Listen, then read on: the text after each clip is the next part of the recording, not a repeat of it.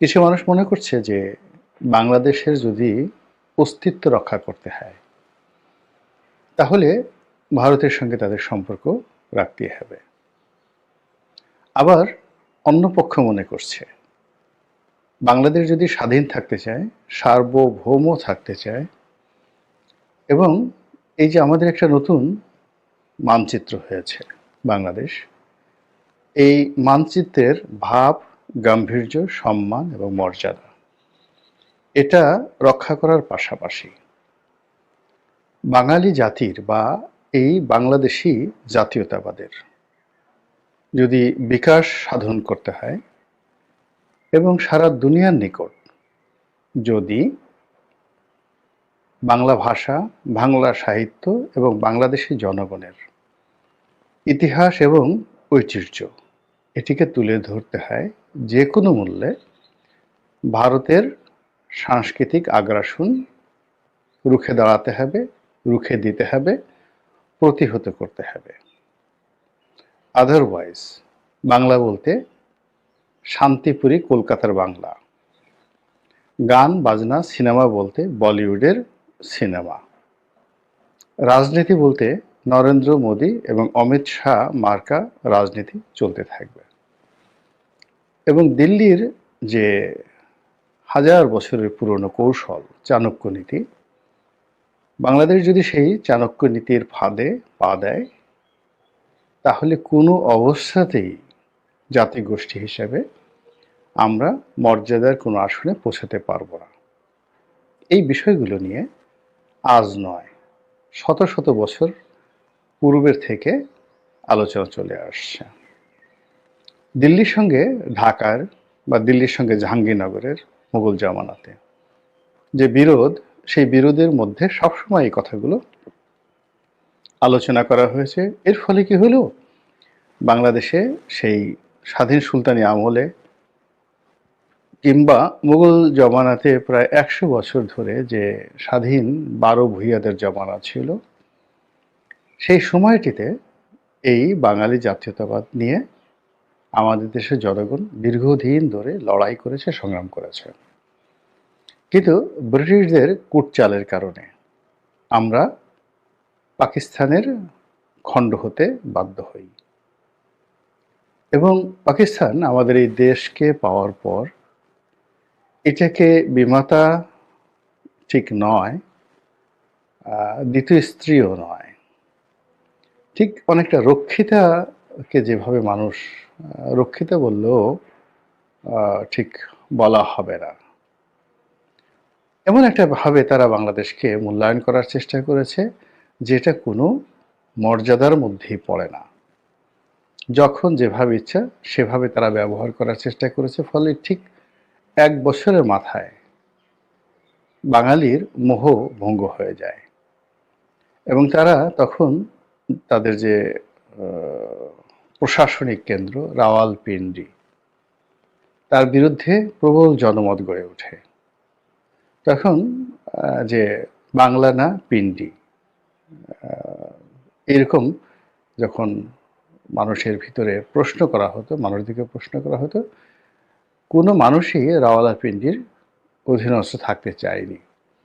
তাদের অনেকের হয়তো সাহস ছিল না, অনেকের শক্তি ছিল না, অনেকে বিদ্রোহ করার মতো শক্তি অর্জন করতে তাদেরকে সেই ১৯৪৭ সন থেকে ১৯৭১ সন অবধি তাদেরকে যুদ্ধ করতে হয়েছে, লড়াই করতে হয়েছে, সংগ্রাম করতে হয়েছে, কিন্তু কোনো অবস্থাতেই তারা সেই রাওয়ালপিন্ডির অধীনতা কোনোদিন মেনে নেয়নি।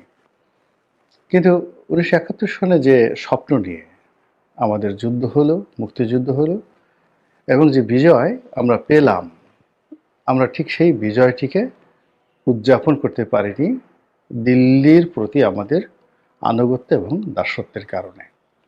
ফলে ৪৭ থেকে ৭১ অবধি পশ্চিম পাকিস্তানের দাসত্ব, আর ৭১ থেকে আজকের ২০২৪ সন পর্যন্ত ঘুরে ফিরে দিল্লির দাসত্বের কথাই বারবার আসছে।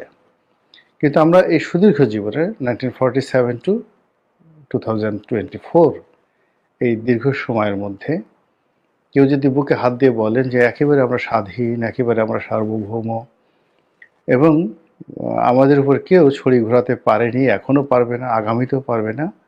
এর চেয়ে আত্মপ্রবঞ্চনা, এর চেয়ে মুনাফেকি আর হতে পারে না।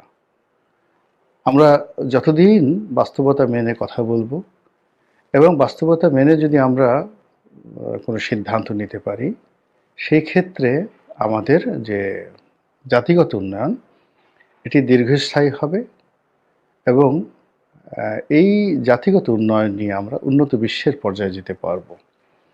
কিন্তু আজকের এই দিনে ২০২৪ সনে আমরা এখনো পর্যন্ত ঠিক সেই পথে হাঁটার মতো কোনো লক্ষণ দেখছি না। যেমন ধরুন ২০২৪ সনের জুলাই আগস্টে যে বিপ্লব, এই বিপ্লবের পর সবচেয়ে বড় একটা সম্ভাবনা আমাদের জীবনে তৈরি হয়ে গেছে স্বাধীন হওয়ার, স্বাধীন পররাষ্ট্রনীতি করার, দেশটিকে একটি ভিত্তিমূলের উপর দাঁড় করানোর এবং আমাদের যে শোষণ, আমাদের যে বঞ্চনা, এগুলোকে কাটিয়ে উঠে একটি নতুন দিগন্তের উন্মোচন করা। কিন্তু আমরা সেটা এখনো পর্যন্ত শুরুই করতে পারিনি। আমরা ভারতকে ঠেকানোর জন্য আবার পাকিস্তানমুখী হওয়ার জন্য প্রাণান্ত চেষ্টা চালাচ্ছি।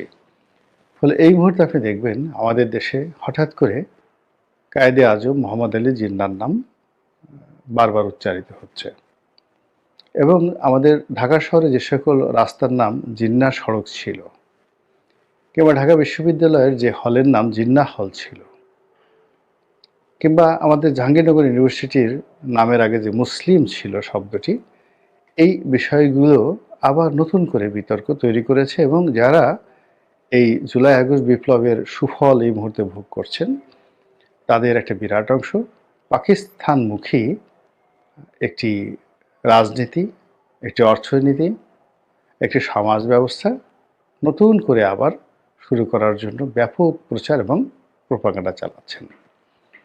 আমরা কোন পর্যায়ে গিয়ে ঠেকব, আগামীতে আমাদের কি হবে, মোটামুটি আমি সেই আগস্ট মাসের ৭-৮ তারিখ থেকে যেটা বলার চেষ্টা করছি যে আমরা একটা ঘূর্ণিপাকের মধ্যে পড়েছি এবং এই ঘূর্ণিপাক থেকে বের হওয়ার জন্য কম করলে ৫ থেকে ৭ বছর বা ১০ বছর সময় আমাদের লাগতে পারে। এই ১০ বছর আগে বেঁচে থাকতে হবে, টিকে থাকতে হবে এবং অস্তিত্ব বজায় রাখতে হবে। যারা খুব রাতারাতি মন্ত্রী হওয়ার জন্য, এমপি হওয়ার জন্য, রাষ্ট্র ক্ষমতায় যাওয়ার জন্য যারা স্বপ্ন দেখছেন, তাদের অনেকের সঙ্গে আমি একমত নই।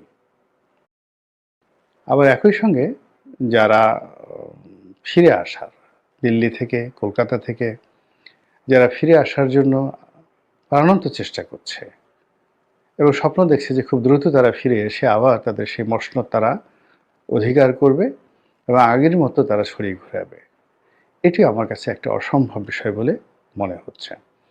কিন্তু এর ফাঁকে আমাদের যে বিবর্তনগুলো হচ্ছে, যেমন ধরুন ভারত আমাদেরকে ভিসা দেওয়া বন্ধ করে ফেলেছে, আমরা এখন ভারত যেতে পারছি না এবং ভারত থেকে আমাদের যে আমদানি বাণিজ্য এটি বলতে গেলে একটা বিরাট অংশ, বিশেষ করে যেগুলো কনজিউমার প্রোডাক্ট, খাদ্যপণ্য এবং নিত্য ব্যবহার্য পণ্য, এইগুলোতে বাধার সৃষ্টি হয়েছে। ফলে আমরা বিকল্প ভারত থেকে আনার পরিবর্তে আমরা বিকল্প পথে এখন পাকিস্তান থেকে আনার চেষ্টা করছি। ইতিমধ্যে পাকিস্তানের সঙ্গে আমাদের সড়ক যোগাযোগ তো যেটা ভারতের সাথে ছিল সেটা সম্ভব হবে না, রেল যোগাযোগও ভারতের মতো সম্ভব হবে না। তারপর কিন্তু একটা বিষয় আছে, সেটা হলো সমুদ্র যোগাযোগ। আর সমুদ্রপথে পণ্য পরিবহনের ক্ষেত্রে যদি মালামাল ঠিক হয় তাহলে করাচি বন্দরের সঙ্গে চট্টগ্রাম বন্দরের যে যোগাযোগ এবং ফ্রিকোয়েন্সি যেটি স্থাপন করা সম্ভব, সেটি ভারতের হলদিয়া, নাভাশিবা কিংবা অন্য যে কোনো গুরুত্বপূর্ণ যে বন্দরগুলো রয়েছে সেখানকার তুলনায় পাকিস্তানের করাচি বন্দর থেকে তুলনামূলকভাবে সহজ এবং কম ব্যয় সম্পন্ন। এবং পাকিস্তানের যে প্রোডাক্টগুলো, বেশি করে চাল, ডাল, তারপর পেঁয়াজ, মরিচ, এরপর সুতা, এগুলো ভারতের পণ্যের তুলনায় অনেক অনেক যাকে বলা হয় গুণসম্পন্ন এবং মানসম্পন্ন। তো ইদানিং পাকিস্তান থেকে নিয়মিত জাহাজ চলাচল শুরু হয়েছে, কন্টেইনার জাহাজ, যে লোকগুলোকে বলা হয় লাইনার ভ্যাসেল। তো এই লাইনার ভ্যাসেলগুলো আসছে। প্রথমে একবার এসেছিল, দ্বিতীয়বার আবার এসেছে। প্রায় 800 কন্টেইনার নিয়ে পণ্যবাহী সামগ্রী নিয়ে আসছে। সেখানে মেশিনারিজ থেকে শুরু করে বিভিন্ন গুরুত্বপূর্ণ কাঁচামাল এসেছে এবং এটা আরও বেশি মাত্রায় আসবে বলে সংশ্লিষ্ট যারা ব্যবসায়ী তারা বলার চেষ্টা করছেন। ফলে কি হচ্ছে, বারবার আবার সেই পিণ্ডির কথা চলে আসছে। একে তো ভারত থেকে পণ্য আসছে না, পাকিস্তান থেকে পণ্য আসছে। দ্বিতীয়ত যেটি হলো, আমাদের দেশে এই মুহূর্তে যারা রাজনীতির সুবিধাজনক অবস্থান রয়েছে তাদেরকে পুরো পাকিস্তানি মানুষ হিসেবে আমাদের দেশের জনগণ জানেন। আর পাকিস্তান এই সুযোগটি কাজে লাগিয়ে তার বন্ধুত্বের যে হাত, সর্বোচ্চ হাত বাংলাদেশের দিকে তারা বাড়িয়ে দিয়েছে এবং এটি পুরো পাকিস্তান সরকার বাংলাদেশে প্রতিষ্ঠিত হোক, এই জন্য পাকিস্তান তার এই দুরবস্থার মধ্যে হলেও এখানে বিনিয়োগ করতে আগ্রহী। সেটা মিলিটারি সেক্টরে হোক কিংবা কমার্শিয়াল সেক্টরে হোক কিংবা সমুদ্র বাণিজ্য হোক, তারা বিনিয়োগ করতে আগ্রহী।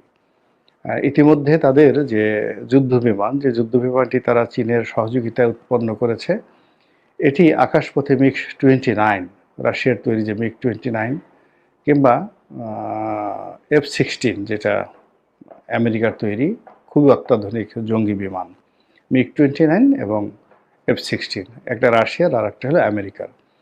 এই দুটো অত্যাধুনিক যুদ্ধ বিমানের সমপর্যায়ের যুদ্ধ বিমান পাকিস্তান তৈরি করে ফেলেছে, কিন্তু মেনটেন্যান্স কস্টের দিক থেকে এবং মূল্যের দিক থেকে সম্ভবত 3 ভাগের 1 ভাগ।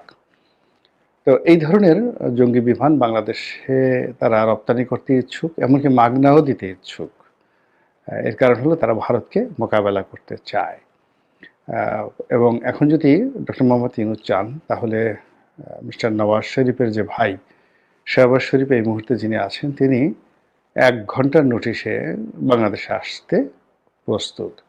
তো এই যে একটা অবস্থা চলছে যে আবার আমরা পিণ্ডিমুখী হচ্ছি, এটা যেভাবে এক পক্ষে এগিয়ে যাচ্ছে, তার সঙ্গে সঙ্গে সেই একই পক্ষ প্রচণ্ডভাবে দিল্লি বিদ্বেষ ছড়াচ্ছে এবং সাধারণ মানুষের মধ্যে এখন ভারত বিরোধিতা, মোদী বিরোধিতা, দিল্লি বিরোধিতা, হিন্দু বিরোধিতা এত প্রবল আকার ধারণ করেছে, যেগুলোকে বলা হয় দ্য ডিজাস্টার হ্যাট্রেট অ্যাটিটিউড।